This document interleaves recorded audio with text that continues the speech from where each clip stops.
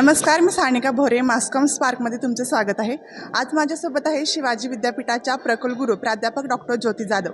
नमस्कार मॅडम। नमस्कार। आज विद्यापीठात स्पार्क फिल्म फेस्टिवलचे आयोजन करण्यात आले। यामध्ये राज्यस्तरीय पर्यावरण विषयक माहितीपट तसेच लघुपट यांच्या स्पर्धांचे आयोजनही करण्यात आले। तर याबद्दल काय सांगाल?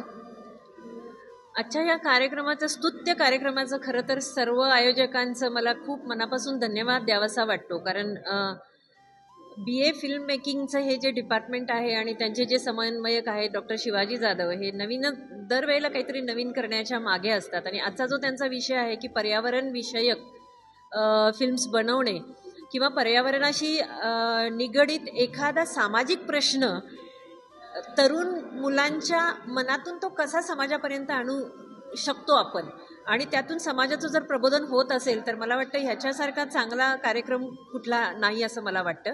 अशा पद्धतीच्या एखादी थीम सुचणं आणि त्या थीमशी रिलेटेड त्या क्षेत्रातल्या दिग्गजांना एकत्र करणं आणि त्यानिमित्तानं आपल्या जेवढे काही विद्यार्थी आहेत त्यांच्याशी त्यांचं संवाद घडवून आणणं किंवा त्यांच्यासाठी एखादा असा डायस निर्माण करणं हे खूप चांगला उपक्रम होईल। आणि नक्कीच या उपक्रमातून नक्कीच समाजासाठी काहीतरी चांगलं बाहेर पडेल असं मला वाटतं। आणि त्यासाठी मी सर्वच आयोजकांना आणि त्यामध्ये पार्टिसिपेट करणाऱ्या सर्व विद्यार्थ्यांनाच तसेच BA फिल्म मेकिंगच्या एंटायर टीमला मी माझ्याकडून शुभेच्छा आणि धन्यवाद देते। एकूणच या स्पर्धेमध्ये सहभागी होणाऱ्या स्पर्धकांना कोणता संदेश द्याल? मी एवढंच सांगेन की कसं आहे की आजच्या ह्या युगामध्ये आजचं जे हे आपलं युवक आहेत त्यांची विचार करण्याची पद्धत वेगळी आहे।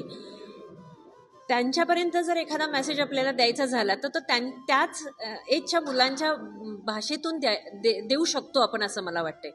आणि मला वाटतं की ह्या पद्धतीच्या या अशा कॉन्व्हर्सेशनमुळं किंवा ह्या पद्धतीच्या अशा एका मीटिंगमुळं किंवा ह्या पद्धतीच्या उत्सवामुळं नक्कीच एक चांगल्या पद्धतीचा एखादा सामाजिक प्रश्न चांगल्या पद्धतीनं हाताळला जाऊ शकतो किंवा त्यातून एखादा चांगला मेसेज समाजापर्यंत जाऊ शकतो, एवढं मला गॅरंटी आहे। धन्यवाद मॅडम। कॅमेरामॅन प्रज्ञा भांतिगिरीसोबत मी सानिका भोरे।